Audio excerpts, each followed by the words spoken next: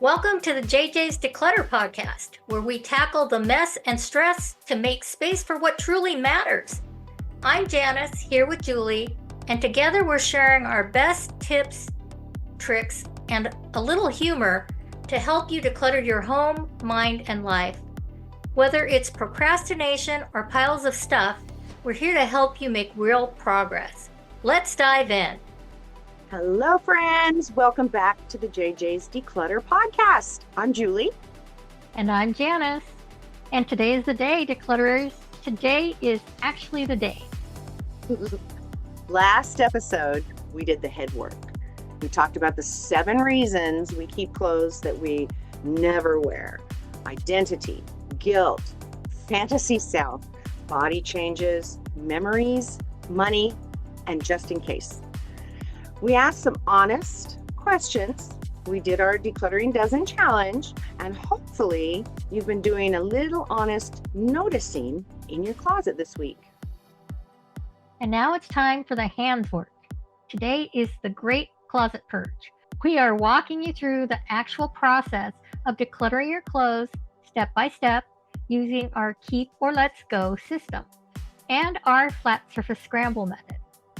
And we are going to do it in a way that is manageable, not overwhelming, and absolutely not going to leave you sitting on the floor surrounded by clothes with no energy left to deal with any of them or saying, "Does this spark joy?" Oh my God. Okay, so you start strong. Everything comes out of the closet. It's over the bed, and then life happens. And 3 days later, you're sleeping under a pile of your own unresolved fashion decisions. We're not going to do that today. We have a system. Let's go. Before you start, setting yourself up for success. Before we touch a single hanger, let's talk about setup, because how you prepare for our closet purge matters almost as much as the purge itself. And skipping this part is exactly how you end up with the pile on the bed situation we just described. First, give yourself a realistic time commitment. A full closet purge is not a 12-minute job. We're going to use our 30-minute block structure here. 24 minutes of active sorting followed by a 6-minute break to hydrate, step back, and assess where you are.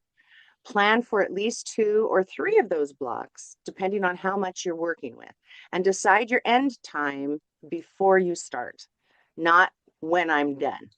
An actual time, 2 o'clock, 4 o'clock, whatever works for your day.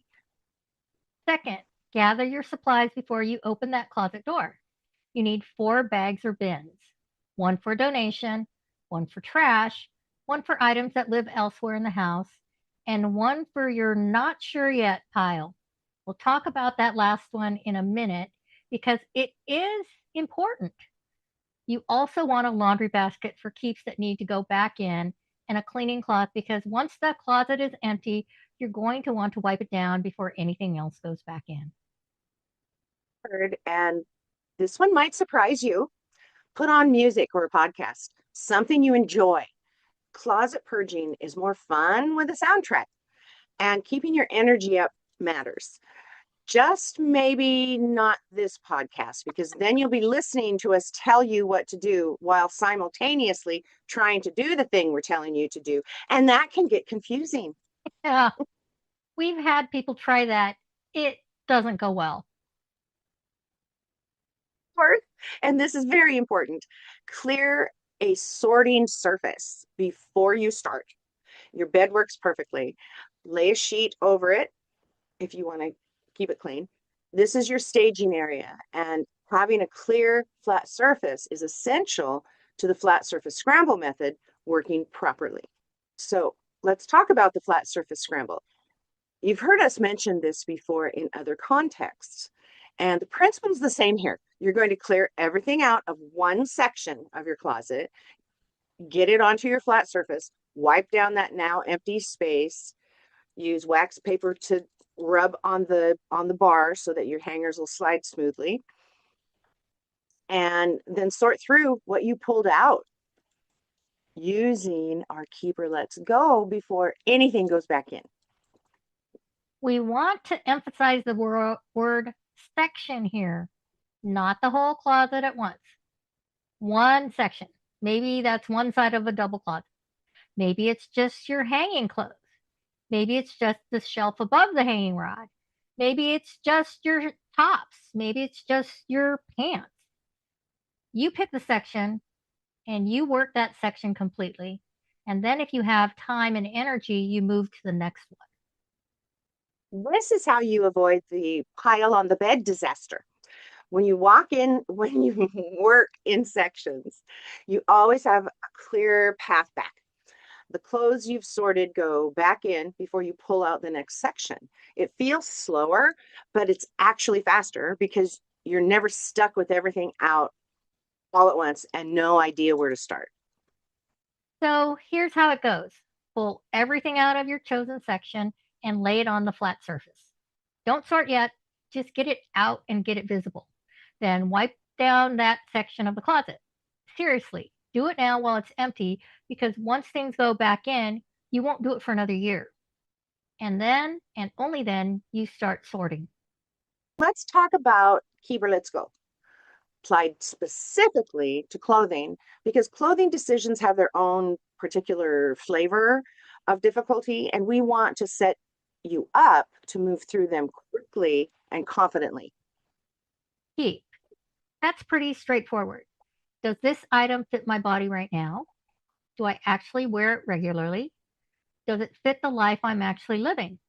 If the answer to all three is yes, then it should go back in the closet. Simple. And you might want to put it in with the hanger backwards so you can tell what you've actually worn.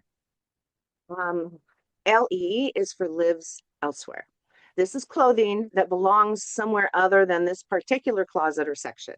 Maybe it belongs in a different season's storage. Maybe it belongs in the guest room closet for when family visits. Maybe it belongs in your spouse's closet because somehow it migrated. Lives elsewhere items go in your lives elsewhere bin and get relocated after you're done sorting. T is trash. Stain beyond wearing, stretch beyond saving, broken zippers that you have never once taken to be fixed and never will. Anything that's simply worn out. These go straight in the trash bag, no guilt required. Worn out clothing has done its job. Let it go with gratitude. Now, in California, Target has just started this program where you can take clean, used clothing, doesn't have to necessarily be wearable, but they want it to be clean. You can take that and you can recycle it as a textile at the front of the store. So you might want to Google whether or not your Target is participating in this. I just started getting pop-ups about Target in California. And Julie looked at some of the Targets in her area and they didn't have anything to do it. And I understand I'm going to have to ask, but I understand that Goodwill actually does send things that they don't, that they have pulled, that they do send them to textile recyclers. So I need to double check on that. But so let's see. Okay, S is sentimental. And in a clothing purge, this category deserves some special attention. If you pick up something and feel a genuine emotional pull, not guilt, not I paid a lot for this, but actual real memory and meaning, set it aside in your sentimental pile. These pieces don't get decided today in the middle of a purge. They get their own separate session, ideally using the process we talk about in our Tea and Treasures workshop. A wedding dress and a stained t-shirt do not deserve the same 15 seconds of decision-making energy. And GO is goes out.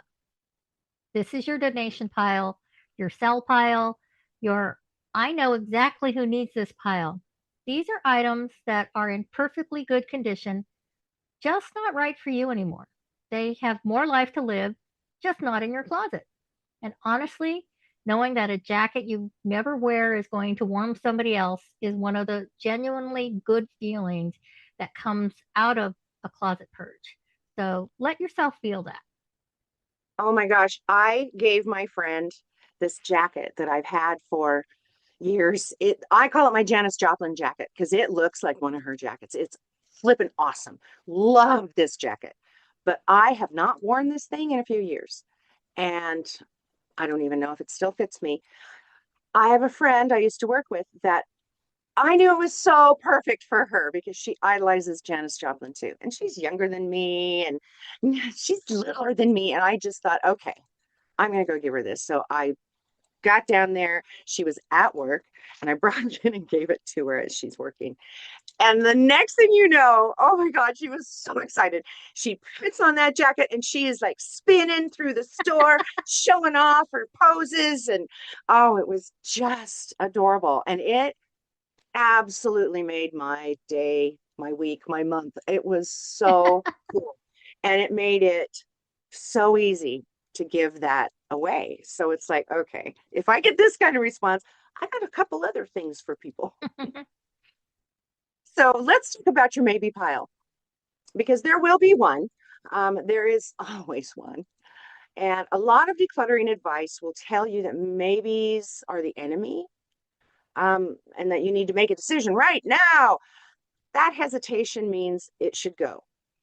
And we respectfully disagree to a point. A maybe pile is completely fine as long as it has a deadline. Here's what we recommend. Put your maybe items in a bag or bin, seal it, write today's date on it, and put it somewhere out of the way, not back in the closet. Give it 3 months. And you should put it on your calendar with an alarm. If you Mhm. haven't gone looking for anything in that bag in 3 months, you have your answer. Donate the whole bag without reopening it. The key is the deadline and the location. Out of the closet, out of sight with a date. What you're really doing is giving yourself a trial separation from those items. And most of the time, 3 months later, you genuinely cannot remember what was in that bag, which tells you everything you need to know. So put a reminder in your phone. You'll be glad you did. The only exception to the maybe bag is seasonal items. If it's November and you're purging and you've hit a sundress you're not sure about, that goes in the seasonal maybe pile with a note to revisit it in spring. Give yourself the grace of appropriate timing on truly seasonal pieces. Mm-hmm. All right. So let's talk about the places where closet purges typically stall. And it's because knowing they're coming means you can push through them instead of giving up and going to make a sandwich and have a drink. Sticking point number one, the expensive item you never wear. We talked about this last episode, but it bears repeating here when you're actually holding the thing. The money is gone. It was gone the day you bought it. Keeping the item doesn't recover the money, it just keeps charging you in guilt every time you see it. The most financially sound thing and mentally sound thing to do is to let it go and stop paying the guilt tax. Absolutely. Sticking point number two, the item that almost fits. We all have at least one. And here's our honest take. If it doesn't fit today, it doesn't go back in the closet today. That doesn't mean you have to donate it immediately. It can go in the maybe bag, but it doesn't get prime closet real estate while it waits for a someday that may or may not come. Sticking point number three, the gift you don't love. Someone who cares about you gave you this item. You don't wear it, you feel terrible about that, but here's the truth. The person who gave you that gift gave it because they wanted to make you feel good. If wearing it doesn't make you feel good, keeping it in your closet out of obligation doesn't honor the gift or the giver. Donate it. Let someone else love it. And keep the love of the person separate from the object itself. Sticking point number four, clothes from a different body or a different life chapter. This is one of the most personal sticking points, and we want to handle it gently. You are allowed to grieve a body you used to have. You are allowed to miss a life chapter that is closed. But keeping the clothing doesn't bring either of those things back. And having them in your closet as daily reminders of a version of yourself that isn't current can actually make it harder to fully inhabit the life and the body that you have right now. That's not us being harsh. That's us genuinely wanting you to be comfortable and at home in your actual life. The clothes that fit you today, that work for the life you're actually living, those deserve to be the stars of your closet, not the understudy hanging hopefully in the back. Okay, so you've sorted, you've made your decisions, your donation bag is satisfyingly full, and your trash bag is tight. Your maybe bag is sealed and dated, and the reminders in your phone. Now, let's talk about what goes back into the closet and how, because this part matters more than most people realize. When you put your keeps back in, you have a golden opportunity to organize it in a way that makes getting dressed easier every single day. We're not going to go deep in closet organization today because that is episode building a closet you love, and we have a whole lot to say about that. But here are a few simple things worth doing right now while the closet is clear. First, group by category. All of your tops together, all of your bottoms together, all your dresses together. This sounds obvious, but most people's closets are an archaeological dig through different eras of their wardrobe. Grouping by category makes it immediately easier to see what you have and find what you need. Second, hanging things facing the same direction.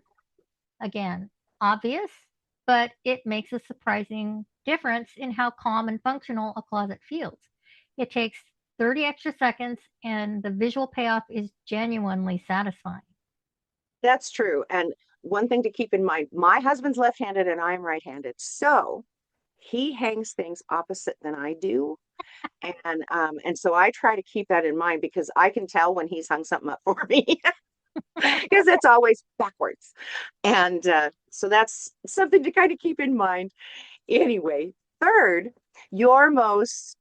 put your most worn items eye level and within easy reach. Pieces you actually wear should be the easiest to access, not buried behind the maybe items, not shoved to the end of the rod, front and center. You've earned that closet space. Fill it with things that actually serve you. And fourth, wipe down your shelves and vacuum or sweep the floor before everything goes back in. And as Julie suggested, you take a sheet of wax paper and rub the closet rod so the hangers slide easily. And yep. I will say it again, a clean closet feels completely different from a cluttered one, even if the square footage is identical. Fresh space invites fresh habits. Gotcha. All right. Your challenge for this week is a big one. But remember, we're breaking it into blocks. Your assignment is to complete at least one 30-minute purge block on your closet this week. Just one. 24 minutes of sorting using Keeper Let's Go, followed by a 6-minute break to hydrate and assess where you're at. If you finish that block and have energy for another, that's wonderful. If one block is what you've got in this week, that is a genuine win. You are not behind, you're building momentum. And momentum is everything when it comes to a project like this. Absolutely. Take a before photo. Please take a before photo because when you're done and you look at that closet and it feels so much better, you're going to want to prove how far you've come. And we would absolutely love it if you shared that before and after in our Facebook community, ABC Declutter with JJ-community. And we celebrate every single win in there, no matter how small the section you tackled. So today we covered how to set yourself up for a successful closet purge. The flat surface scramble applied to clothing, keep or let's go for every type of clothing decision, how to handle the maybe pile, the 4 most common sticking points and how to push through them, and how to put your keeps back in so the closet actually functions better than it did before. And next episode, have a Magazine Moments episode coming up. Regular episode will be episode 15. We are moving from decluttering to building a closet you love.